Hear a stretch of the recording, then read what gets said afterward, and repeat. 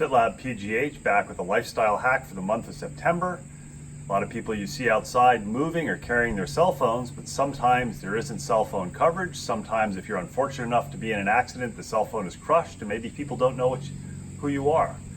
So a couple different things you can do. You can have a road ID. It comes in a variety of ways. This is a wristband. I either wear it on my wrist or looped on my pack or on my bike. It's got my name, address, telephone number, emergency contact, as well as it tells people that I don't see very well out of my left eye, so that if they try to check my left eye and it's non-reactive, they understand why.